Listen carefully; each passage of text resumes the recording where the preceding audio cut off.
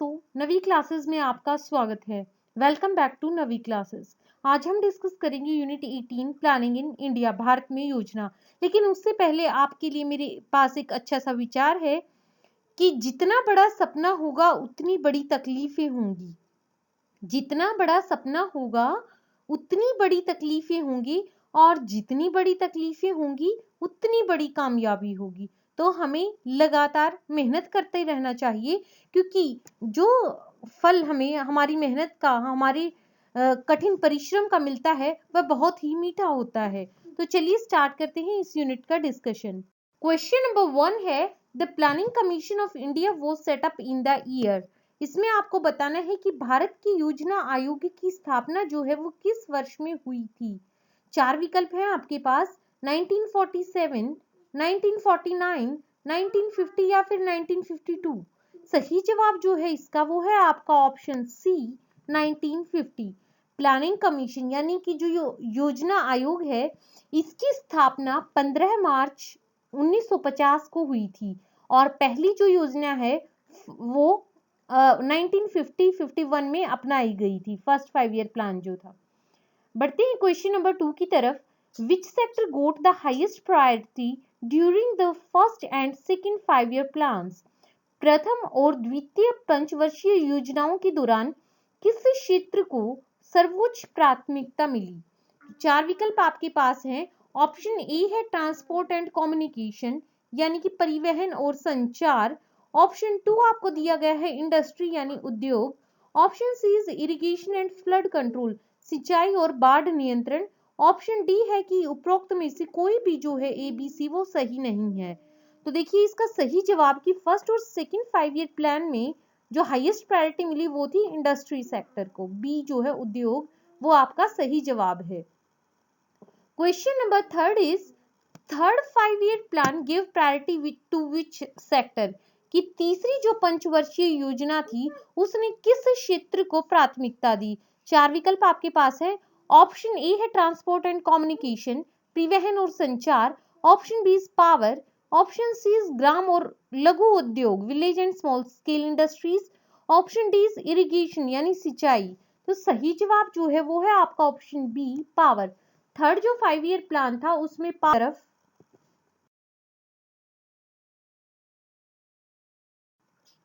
Question number 4 है, seventh 5 year plan onwards which sector got prominence by a sizeable percentage of resource allocation. सातवीं पंचवर्षीय योजना के बाद किस क्षेत्र को संसाधन आवंटन का बड़ा प्रतिशत मिला। ऑप्शन इज एनर्जी यानी ऊर्जा।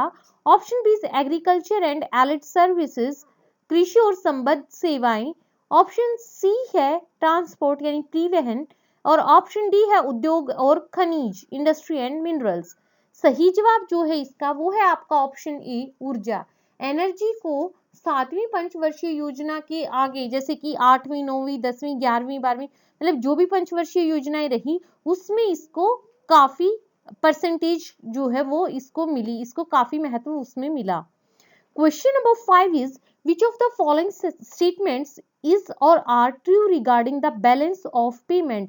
आपको बताना है कि बैलेंस ऑफ पेमेंट यानी कि बीओपी, भुगतान संतुलन के संबंध में निम्नलिखित में से कौन सा कथन जो है वो सही है।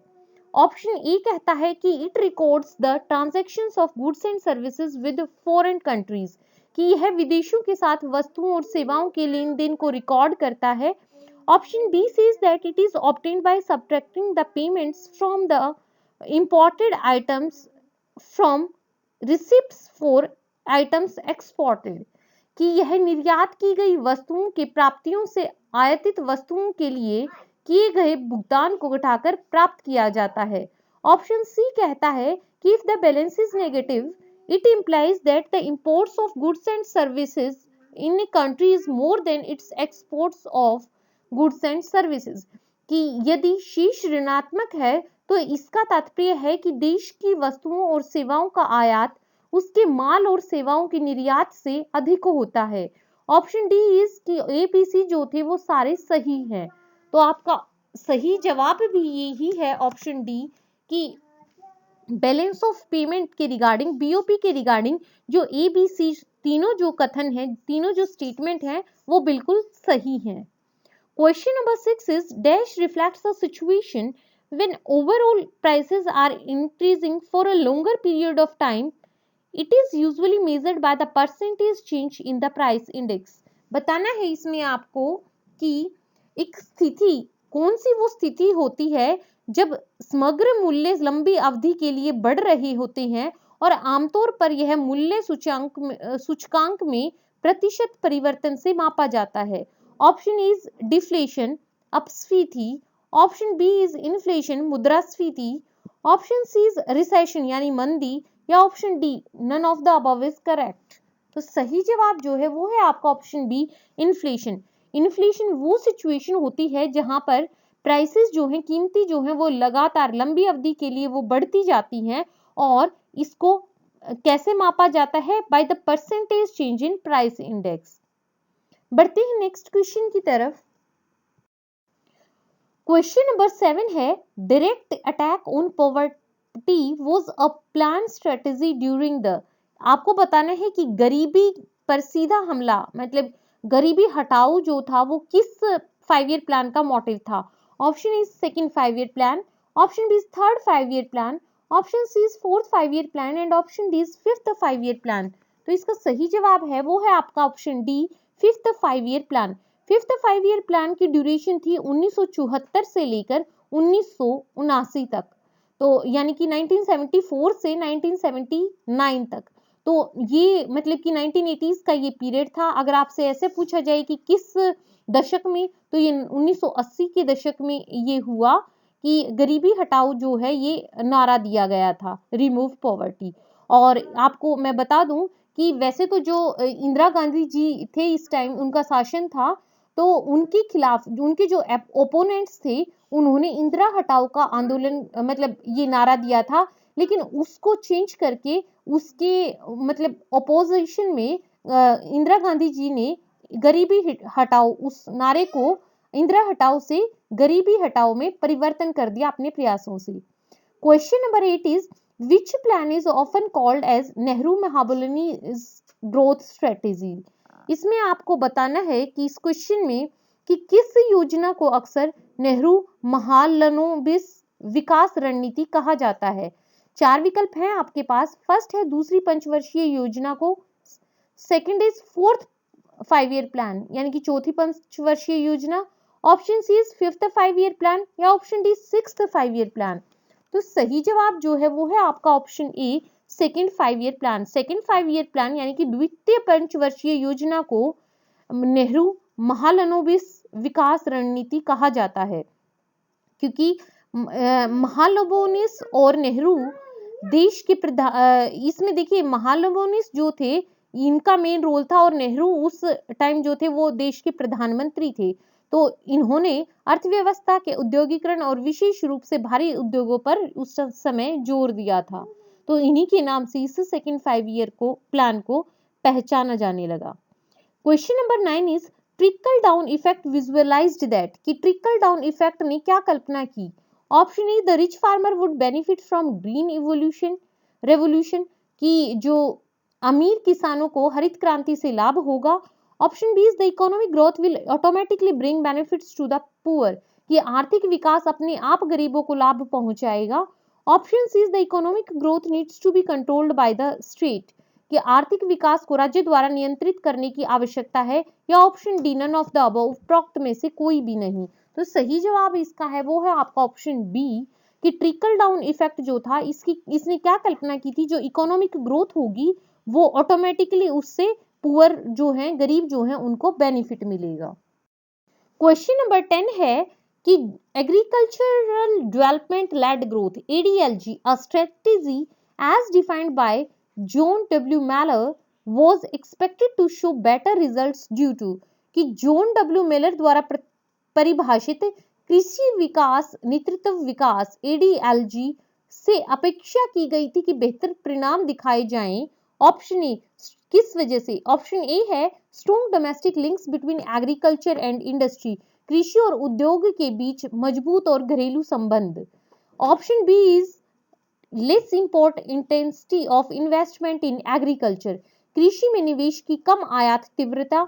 Option C is greater employment potential in agriculture, कृषि में अधिक से अधिक रोजगार की संभावना। या option D all of the above की उपरोक्त सभी। तो इसका जवाब जो है वो आपका ऑप्शन डी है, ऑल ऑफ द अबव, कि ये सारे जो पॉइंट्स हैं वो एडीएलजी एग्रीकल्चरल डेवलपमेंट लेड ग्रोथ से संबंधित हैं। एडीएलजी जो है ये रणनीति ने इस रणनीति ने हालांकि अनुकूलन जो परिणाम थे इसके वो नहीं दिए और इसीलिए कृषि और उद्योग के बीच संतुलित विकास की रणनीति के लिए कॉल किया गया था। Question number 11 is India observed a plan holiday during, इसमें आपको बताना है कि भारत ने योजना अवकाश कब मनाया था, किस अंतराल के दौरान। Option A is 1963 to 1966, option B is 1966 to 1969, option C is 1969 to 1972 and option D is 1972 to 1975। सही जवाब जो है इसका वो है आपका ऑप्शन बी 1966 टू 1969। 1966 से लेकर 1969 तक प्लान हॉलिडे, मतलब कि कोई भी 5 ईयर प्लान जो था इसके इस पीरियड के दौरान वो नहीं कोई भी ऑब्जर्व किया गया था, क्योंकि इस टाइम फिर एनुअल प्लान बना दिए गए थे और ये हुआ था थर्ड 5 ईयर प्लान के टाइम के बाद। जो थर्ड 5 ईयर प्लान था, तीसरी पंचवर्षीय योजना जो कि 1961 से 1966 तक चली, इसके बाद योजना अवकाश घोषित किया गया था। योजना अवकाश के पीछे मुख्य कारण क्या था कि भारत और पाकिस्तान के बीच युद्ध हो गया था और तीसरी जो योजना थी उसको विफलता मिली थी, वो ज्यादा सफल नहीं रहा था, थर्ड 5 ईयर प्लान था। तो इसके बाद फिर 3 वर्ष का अवकाश लिया गया और इसके बाद जो है फोर्थ 5 ईयर प्लान जो है वो आया था। बढ़ते हैं नेक्स्ट क्वेश्चन की तरफ। Question number 12 is rapid and more inclusive growth was the main theme of, कि तीव्र और अधिक समावेशी विकास का मुख्य विषय क्या था। तो इसका मुख्य विषय आपको बताना है, ये किसका मुख्य विषय था, किसकी मेन थीम थी, कौन से 5 ईयर प्लान की, थर्ड, फिफ्थ, सेवेंथ या फिर 11th। तो सही जवाब जो है आपका वो है option D 11th 5 year plan. 2007 से 2012 तक जो रहा 11वीं पंचवर्षीय योजना, उसकी मेन थीम जो थी वो थी rapid and more inclusive growth, तीव्र और अधिक समावेशी विकास। बढ़ते हैं क्वेश्चन नंबर 13 की तरफ। क्वेश्चन नंबर 13 है कि the planning commission of India is a dash body. आपको बताना है कि भारत का जो योजना आयोग है वो कैसा निकाय है। ऑप्शन ए कॉन्स्टिट्यूशनल यानी संवैधानिक, ऑप्शन बी इज ऑटोनोमस स्वायत्त, ऑप्शन सी इज स्टैट्यूटरी वैधानिक या ऑप्शन डी नॉन स्टैट्यूटरी गैर वैधानिक। तो सही जवाब इसका ऑप्शन डी है कि जो प्लानिंग कमीशन है इंडिया की वो एक नॉन स्टैट्यूटरी बॉडी है, वो एक गैर वैधानिक निकाय है। Question number 14 is according to whom an economy if it has stagnated for a long period would not grow unless a big push is given to it, कि आपको बताना है कि किसके अनुसार, किन्होंने ऐसा बोला था कि एक अर्थव्यवस्था जो है अगर यह एक लंबी अवधि के लिए स्थिर हो गई है तो ये तब तक नहीं बढ़ेगी जब तक कि इसे एक बड़ा पुश ना मिले। तो 4 ऑप्शन आपके पास है। ऑप्शन ए है Jawaharlal Nehru, B is PC Mahalanobis, option C is Rosenstein Rodan, option D is John W Mellor. तो सही जवाब जो है इसका वो है आपका ऑप्शन सी रोजेंटिन रोडन। रोजेंटिन रोडन ने कहा कि इकोनॉमी जो है किसी भी देश की अर्थव्यवस्था जो है वो अगर लंबे समय तक रुक गई हो तो फिर उसको दोबारा से अगर शुरू करना चाहते हैं तो उसको एक बड़े पुश की, बड़े धक्के की जरूरत होती है, मतलब कि बड़े उसके लिए कदम उठाए जाने चाहिए। Question number 15 is think tank of Indian government that replaced planning commission is, कि भारतीय सरकार का थिंक टैंक योजना का आयोग मतलब उस कौन सा है कि जिसने योजना आयोग प्लानिंग कमीशन की जगह ली है। Option is NITI Aayog, option B is नीति मंच, ऑप्शन सी इज नीति वियोग या ऑप्शन डी नीति वाक्य। तो सही जवाब इसका है वो है आपका ऑप्शन ए नीति आयोग। नीति आयोग जो है, देखिए इसकी फुल फॉर्म आपको पता होनी चाहिए। नीति stands for the national institution for transforming India, इसलिए इसको नीति आयोग शॉर्ट में नीति आयोग के नाम से पहचाना जाता है।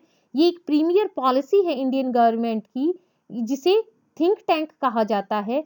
भारत दोनों दिशात्मक और नीतिगत इनपुट प्रदान करता है। यह इसका गठन जो है वो 1 जनवरी 2015 को केंद्रीय मंत्रिमंडल के यूनियन कैबिनेट के एक प्रस्ताव के माध्यम से किया गया था और इसका जो प्लानिंग कमीशन के जो चेयरमैन होते हैं वो हमारे राष्ट्रपति होते हैं, प्राइम मिनिस्टर जो हैं उनकी देखरेख में इसके अंदर काम किया जाता है। तो इसी के साथ जो प्लानिंग कमीशन थी या जो भी हमारे प्लानिंग सिस्टम था उसके हम इम्पॉर्टेंट क्वेश्चंस यहाँ तक डिस्कस कर चुके हैं और आपसे मेरी रिक्वेस्ट है कि अगर आप चाहते हैं कि अच्छा आप स्कोर कर पाएं तो जो एक्स्ट्रा पॉइंट्स मैं इनके साथ बताती हूँ आप उन पर भी गौर कीजिए, क्योंकि एक क्वेश्चन के साथ कुछ और भी पॉइंट्स जो हैं उनमें से भी क्वेश्चन बन सकता है। चैनल को अपना सपोर्ट देने के लिए मैं आपकी बहुत आभारी हूँ। इसी तरह आप वीडियोस को वॉच करते रहिए, इनको लाइक दीजिए, ज़्यादा से ज़्यादा शेयर कीजिए और आपके जो भी फ्रेंड्स जो हैं जिनके ये काम आ सकती हैं वीडियोस, उनको भी आप ये चैनल सब्सक्राइब करवाएं, उनके साथ वीडियोस को शेयर करें। Thank you.